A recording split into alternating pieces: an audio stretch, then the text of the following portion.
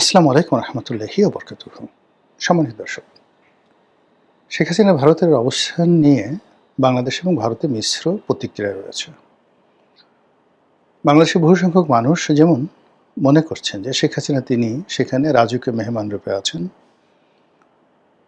তাকে প্রোটেকশন দেওয়া, তার পক্ষ অবলম্বন করে এবং তার নিরাপত্তা নিশ্চিত করা সহ আগামীতে তিনি যেন তার রাজনীতির যে অধিকার ফিরে পান, সম্মান মর্যাদা ফিরে পান এবং বাংলাদেশের রাষ্ট্র ক্ষমতায় ফিরতে পারেন, এজন্য রাষ্ট্রীয়ভাবে ভারত সর্বোচ্চ শক্তি নিয়োগ করবে, বিনিয়োগ করবে এবং তারা সেই চেষ্টা তদবির করবে। আবার এর প্রতিকূলে ৩ ধরনের মানুষ আছে। এক ধরনের মানুষ মনে করছে যে ভারত এই কাজটি করেছে, অর্থাৎ শেখ হাসিনাকে যে আশ্রয় দিয়েছে এটা খুব মন্দ কাজ করেছে, এই পর্যন্ত বলে তারা চুপচাপ থাকেন। আরেক পক্ষ মনে করছে যে শেখ হাসিনা সেখানে বেঁচে নেই, ভারত নিতান্ত বাধ্য হয়ে তাকে সেখানে আশ্রয় দিয়েছে।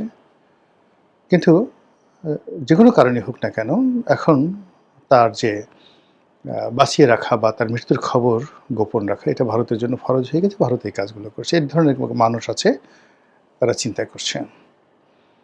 আরেক ধরনের মানুষ আছেন, তারা বলছেন যে ভারত মূলত শেখ হাসিনাকে ট্রাম্প কার্ড হিসেবে ব্যবহার করছে। বিশেষ করে বিএনপি, জামাত, এনসিপির যারা নেতৃবৃন্দ তারা মনে করছে যে ভারত মূলত শেখ হাসিনাকে অ্যাজ এ ট্রাম্প কার্ড হিসেবে তাদের বিরুদ্ধে ব্যবহার করছে। ভারত চাচ্ছে সরকারের সঙ্গে একটা বার্গেনিং করার জন্য। বাংলাদেশের সঙ্গে ভারতের ইতিপূর্বে যে সকল চুক্তি রয়েছে সেই সকল চুক্তি যেন সরকার বাতিল না করে। ২ নম্বর হলো যে বাংলাদেশের সঙ্গে ভারতের যে চলমান সম্পর্কগুলো রয়েছে এবং ভারতের এখানে কিছু চাওয়া পাওয়া আছে, বিশেষ করে জঙ্গিবাদ, তারপর এখানে বাংলাদেশে চীনের উপস্থিতি এবং আধিপত্যবাদ, চীনের বিনিয়োগ এবং একই সঙ্গে ভারতের সঙ্গে যে সকল করিডোর রয়েছে এবং ভারতের যে সকল বিদ্রোহী গ্রুপ রয়েছে সেই বিদ্রোহী গ্রুপগুলোকে যেন বাংলাদেশের মাটি থেকে প্রমোট করা না হয়, এ ব্যাপারে ভারত বাংলাদেশের পক্ষ থেকে একটা স্ট্রং সাপোর্ট তারা চাচ্ছে, যে সাপোর্টটি একসেটিভাবে তারা ২০০৯ থেকে একেবারে ২০২৪ পর্যন্ত চোখ বুজে তারা এটা পেয়েছিল, আদায় করেছিল শেখ হাসিনার মাধ্যমে। কাজেই শেখ হাসিনাকে ব্যবহার করে মূলত ভারত এই বার্গেনিংটা করছে। এটা হতে পারে, নাও হতে পারে, কিন্তু মূল যে ব্যাপারটি সেটা হলো রাজনীতিবিদদের নিয়ে রাজনৈতিক বিচার থাকবে, বিশ্লেষণ থাকবে, যেটিকে আমরা ইংরেজিতে বলি স্পেকুলেশন, সেটা থাকবে, স্বাভাবিক ব্যাপার। কিন্তু সমাজের যারা বুদ্ধিজীবী তারা যদি ইন্টেলেকচুয়ালি করাপ্টেড হয়ে যায়, তারপরে রাষ্ট্রের চতুর্থ স্তম্ভ বলে বিবেচিত সংবাদপত্রগুলো যখন কোনো একটি সংবাদকে ধামাচাপা দেয় এবং নতুন একটি সংবাদ তৈরি করে, তখন সেটি পুরো রাষ্ট্র ব্যবস্থাকে, রাষ্ট্রের বিধি ব্যবস্থাকে, রাষ্ট্রের স্বাধীনতা এবং সার্বভৌমত্বকে হুমকির মুখে ফেলে দেয়। শেখ হাসিনার পতনের যে সকল মূল কারণ ছিল, যেগুলো ধীরে ধীরে ধীরে ধীরে ধীরে তাকে পতনের দিকে নিয়ে গেছে, এই কাজটি শুরু করেছিল সাংবাদিকরা।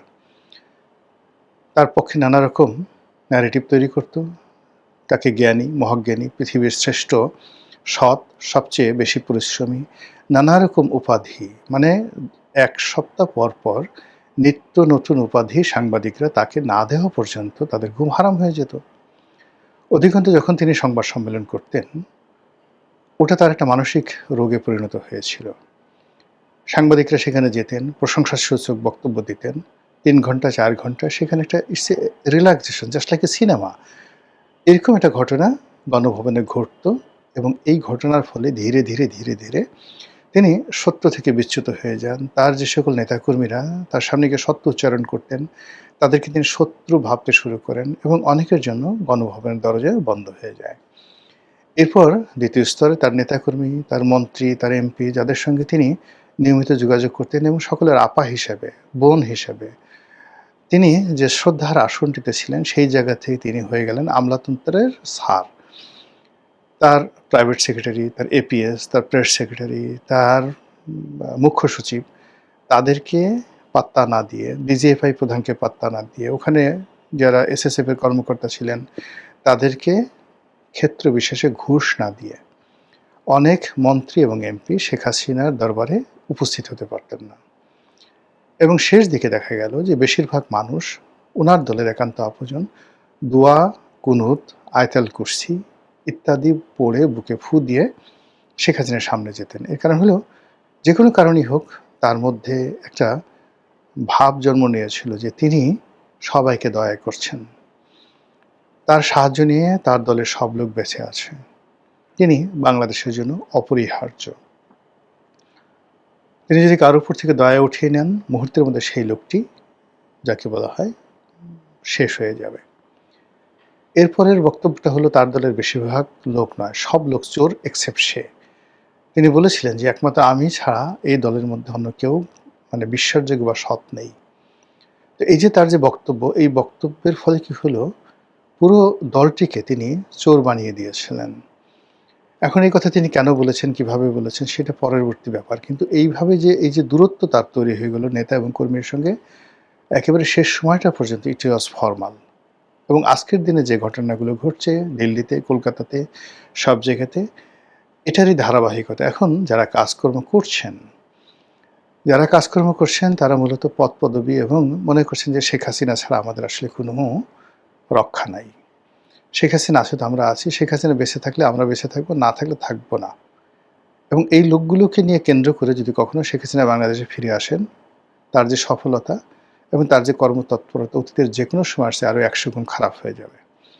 অন্যদিকে এই বাংলাদেশে যারা আছেন তারা প্রায় সবাই মোরাল ক্যারেজ হারিয়ে ফেলেছেন। সামনে এসে আমি আওয়ামী লীগ করি এই কথা বলে 32 নম্বরে গিয়ে সামনে দাঁড়াবে, বঙ্গবন্ধু এভিনিউতে দাঁড়াবে, এমন কোনো শক্তি বাংলাদেশে নেই। No leaders, no workers.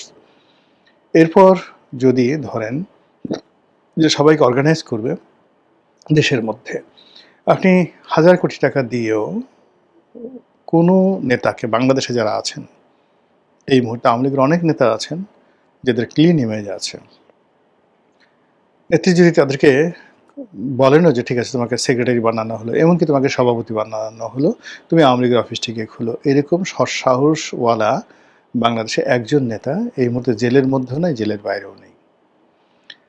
তাহলে শেখ হাসিনার যে ভবিষ্যতের রাজনীতি, সেই রাজনীতিটা হতে হবে অলৌকিক, হতে হবে এমন চাপিয়ে দেওয়ার মতো। ভারত এসে চাপিয়ে দিল, বা বাংলাদেশে এরকম কোনো ঘটনা ঘটলো যে ঘটনার বিনিময়ে শেখ হাসিনার দেশে ফেরা বা তার উপস্থিতিটা অনিবার্য হয়ে পড়লো। কিন্তু যদি নর্মাল রাজনীতির যে ফেনোমেনা ধরেন, সেই ফেনোমেনাতে তার ফিরে আসা, রাজনীতির যাকে বলা হয় হাল ধরা, এটি আমরা ম্যাথমেটিক্যালি ক্যালকুলেশন করে বলতে পারবো না।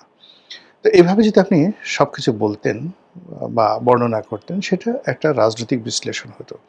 কিন্তু বাংলাদেশের কিছু পত্রিকা এবং ভারতের মোদি বিরোধী, বিজেপি বিরোধী কিছু পত্রিকা যেভাবে শেখ হাসিনাকে নিয়ে নির্মম এবং নিষ্ঠুর তুচ্ছ এবং তাচ্ছিল্য করছেন, যেভাবে তার সম্পর্কে মিথ্যা তথ্য ছড়াচ্ছেন এবং তাকে হেয় করতে গিয়ে মূলত অপতথ্য যেভাবে সামনে নিয়ে এসেছেন, এতে করে ভারত সরকার শেখ হাসিনার প্রতি তাদের যে সমর্থন, সেই সমর্থনটা আরও রেজিমেন্টাল হয়ে যাচ্ছে। 2 নম্বর হলো যে আওয়ামী লীগ এবং শেখ হাসিনার যে অস্তিত্ব, এটি প্রয়োজন অপ্রয়োজন বা যতটুকু আসুক এদিকে গুরুত্ব দেওয়ার জন্য সরকারের যে সিক্স সেন্স থাকা দরকার, এই অপপ্রচারের ফলে সেই সিক্স সেন্সগুলো নষ্ট হয়ে যাচ্ছে। যেমন ধরুন আপনার সামনে একটা গোকরা সাপ আছে বা একটা রয়্যাল বেঙ্গল টাইগার আছে, আশেপাশের সব লোক 200 থেকে 300 লোক দাঁড়ানো, সবাই বলল যে এই গোকরা সাপটা মূলত একটা কেঁচো। আপনার দৃষ্টি ভ্রম হয়েছে, আপনি ভুল দেখছেন। আর এই যে বাঘটা দেখছেন, এটা আসলে বাঘ না, এটা একটা মেসো বাঘ বা একটা বিড়াল। এভাবে 200-300 লোক যদি বারবার বলতে থাকে, একটা সময় আপনি বিভ্রান্ত হয়ে যাবেন এবং আপনার কাছে মনে হবে আসলে ওটা কেঁচো বা আসলে ওটা মেসো বাঘ বা একটা বিড়াল।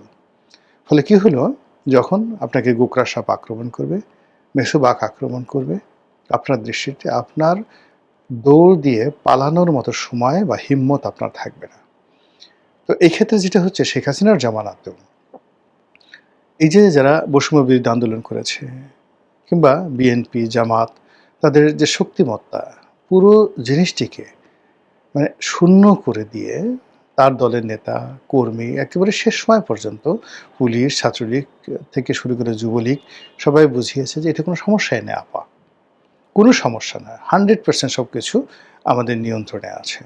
এমনকি যখন তাকে হেলিকপ্টারে উঠিয়ে দেওয়া হয়েছে, তখন হয়তো বলা হয়েছে বিভিন্ন জায়গা থেকে আপনি জাস্ট ২৪ ঘন্টার মধ্যে আপনি ফিরে আসবেন, আমরা জাস্ট পরিস্থিতি সামাল দিয়ে ২৪ ঘন্টা পরে আপনাকে আবার নিয়ে আসছি। তো এইরকম একটা ইলিউশনের মধ্যে রাষ্ট্র ক্ষমতা যিনি থাকেন তাকে যখন রাখা হয়, তখন আলটিমেটলি তার পতন অনিবার্য হয়ে পড়ে। বর্তমান বিএনপি সরকার এবং সেই বিএনপি সরকারের প্রধান জনাব তারেক রহমান, তারা গত ১৭ বছর ধরে বিভিন্ন কারণে বঞ্চিত, অবহেলিত এবং তথ্য বিভ্রাটে তারা আক্রান্ত। তারেক রহমান সাহেব লন্ডনে ছিলেন, তার বেশিরভাগ কিচেন ক্যাবিনেটের লোকজন লন্ডনে ছিলেন। বাংলাদেশে যারা ছিলেন প্রায় সবারই মেরুদণ্ডের সমস্যা আছে, তাদের যাকে বলা হয় সাইকোলজিক্যাল প্রবলেম আছে।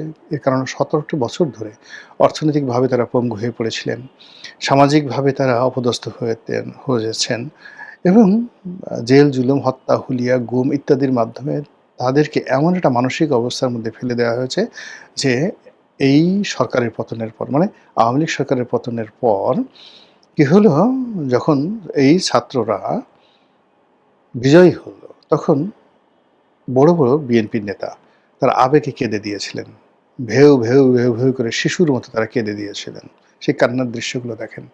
তো যখনই একটা পুরুষ বা একটা নেতা এভাবে কাঁদে, ইট মিনস সে ইমব্যালেন্সড হয়ে যায়। এখন সেই ইমব্যালেন্স, ধরেন একটা গাড়ি আছে বা একটা ঘড়ি আছে বা যে কোনো একটা যন্ত্র আছে, সেই যন্ত্রটা যখন এলোমেলো হয়ে যায়, আপনি তাকে যতই রিপেয়ার করেন না কেন, সে আর আগের অবস্থাতে, নতুন অবস্থাতে ফিরে যায় না। তো বিএনপির নতুন প্রাণ তৈরি হবে হয়তো আরও ১০ বছর পরে, কিন্তু পুরনো যে প্রাণগুলো রয়েছে সেই পুরনোগুলোর প্রাণ, এটা যদি গাড়ির সঙ্গে তুলনা করেন, তার সিবি জয়েন্ট প্রবলেম হয়ে গেছে, সাসপেনশনে প্রবলেম হয়ে গেছে, তার স্টিয়ারিংয়ে প্রবলেম হয়ে গেছে, বল বিয়ারিংয়ে প্রবলেম হয়ে গেছে, টায়ার নাই, তারপর শেষে চাকার অবস্থা, চাকা টাল হয়ে গেছে, সিটগুলোতে সব মানে মানে উই পোকা ধরেছে। এই অবস্থাতে আপনি দীর্ঘ পথ পাড়ি দিবেন সেই গাড়িতে করে, এটা অসম্ভব একটা বিষয়। তো এই যখন বাস্তব অবস্থা, সেই বাস্তব অবস্থায় প্রায় সব জায়গাতেই রিপেয়ারমেন্ট দরকার। সেই রিপেয়ারমেন্ট না করে আমাদের যে পত্রপত্রিকাগুলো যে প্রচার করছে যে না ২০৪৫ সন পর্যন্ত, ৫০ সন পর্যন্ত তারেক রহমান সাহেব ক্ষমতায় থাকবেন, তারপর জুবাইদুর রহমান, তারপর জাইমা রহমান, ১০০ বছরের একটা মাস্টার প্ল্যান আলটিমেটলি করে দেওয়া হয়ে গেছে। এবং শেখ হাসিনার জমানাতে যে সকল সাংবাদিকরা ছিলেন, তারা যে নির্বুদ্ধিতা নিয়ে, তারা যে গোবর মার্কা বুদ্ধি নিয়ে, আমরা বলি মাথায় গোবর ভরা, কাউডাং, ওর মাথায় ঘেলু বলতে কিছু নয়, পুরোটাই কাউডাং। তো শেখ হাসিনার জামানাতে যদি কাউডাংয়ের পার্সেন্টেজ, অর্থাৎ মাথার মধ্যে যে নিউরন আছে, রক্ত আছে, মাংস আছে, মস্তিষ্ক আর যে চর্বি আছে, 90% চর্বি, তো সেখানে যদি অ্যাটলিস্ট শেখ হাসিনার জামানাতে 50% কাউডাং থাকে, মানে গোবর থাকে, এখন 99% কাউডাং রয়ে গেছে যারা এই সরকারকে অন্ধভাবে সমর্থন করছেন। সরকারকে যে সমস্ত লোকজন বাংলাদেশে বা দেশের বাইরে সমর্থন করছেন, এরা প্রায় সবাই মানসিকভাবে বিক্ষুব্ধ, অস্থির, তাদের মধ্যে হতাশা আছে এবং যেটাকে ইন্টেলেকচুয়ালি করাপ্টেড বলা হয়। বুদ্ধিবৃত্তির দিক থেকে তারা অসৎ, তারা বিএনপিকে ভালোবেসে নয়, তাদের প্রতিদ্বন্দ্বী, অপছন্দের মানুষ হয়তো পদপদবি পেয়েছে, এখন তারা পদপদবি পায়নি কিন্তু প্রফেশনে আছে, ফলে ওই জায়গায় থেকে তারা এমন কিছু ন্যারেটিভ তৈরি করছে যে ন্যারেটিভের ফলে বিএনপির আসলে আলটিমেটলি ক্ষয়ক্ষতি হবে। তারা এমন কিছু ন্যারেটিভ তৈরি করছে যে ন্যারেটিভের ফলে শেখ হাসিনার ক্ষমতা আরও বাড়বে, শেখ হাসিনার সঙ্গে ভারতের সম্পর্ক আরও বেড়ে যাবে এবং শেখ হাসিনাকে ভারতের কাছে অনিবার্য করে তুলবে। মূল খবরে আসি, বক্তব্য শেষ করব। মূল খবর হলো, পত্রপত্রিকাগুলো বলার চেষ্টা করছে যে শেখ হাসিনা এখন ভারতের জন্য লায়াবিলিটিস, নরেন্দ্র মোদীর জন্য লায়াবিলিটিস, তাকে তৃতীয় দেশে, চতুর্থ দেশে পাঠানোর জন্য তারা পাগল হয়ে গেছে এবং তারা যে কোনো সময় বাংলাদেশে যদি তাকে হ্যান্ডকাপ পরিয়ে বাংলাদেশে অ্যারেস্ট করে তারেক রহমান সরকারের কাছে হস্তান্তর করে, এতে ওই যে সরকার সমর্থক যে সকল পত্রপত্রিকা রয়েছে তারা আশ্চর্য হবে না। এর কারণ হলো যে ভারত কেবলমাত্র কমার্শিয়ালি ভায়াবল এবং মানে হলেই শেখ হাসিনাকে হস্তান্তর করবে। কিন্তু বাস্তবতা হলো যে বাংলাদেশের সঙ্গে ভারতের যদি সম্পর্ক ধরেন সেই বহুকাল ধরে, এমনকি বঙ্গবন্ধুর জামানাতে ভারত কিন্তু সবসময় একটা ক্যারেক্টারিস্টিক্স বজায় রেখেছে। বাংলাদেশ দখল করার যদি তাদের পরিকল্পনা থাকতো তারা ১৯৭১ সালে করতে পারত। বাংলাদেশ দখলের পরিকল্পনা থাকলে তারা ১৯৭৫ সনের ১৬ই আগস্ট করতে পারত। বাংলাদেশ দখল করার যদি তাদের চেষ্টা থাকতো তারা ইভেন এই যে মানে আগস্ট মাসের ৫ তারিখ বা ৬ তারিখে তারা সেই কাজটি করতে পারত।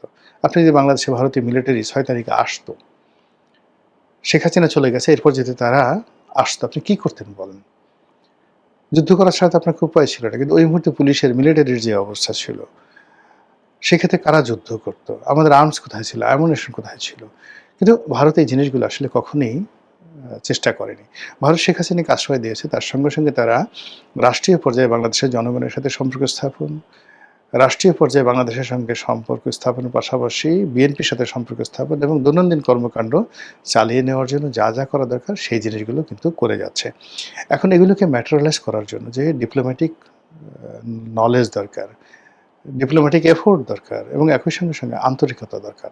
সেই জিনিসগুলো সরকার বা সরকারের যারা মিডিয়া রয়েছে বা সরকার সমর্থিত যে সকল বুদ্ধিজীবী রয়েছে তারা সেই কাজগুলো না করে ভারত এবং বাংলাদেশের মধ্যে যেন বিষ তৈরি হয়, বিএনপির সাথে যেন ভারতের সম্পর্ক নষ্ট হয়ে যায়, এই জন্য তারা প্রাণান্ত চেষ্টা করে যাচ্ছে, যার ফলে আল্টিমেটলি বাংলাদেশের জন্য কোনো ভালো ফলাফল আগামীতে অপেক্ষা করছে বলে আমার কাছে মনে হচ্ছে না।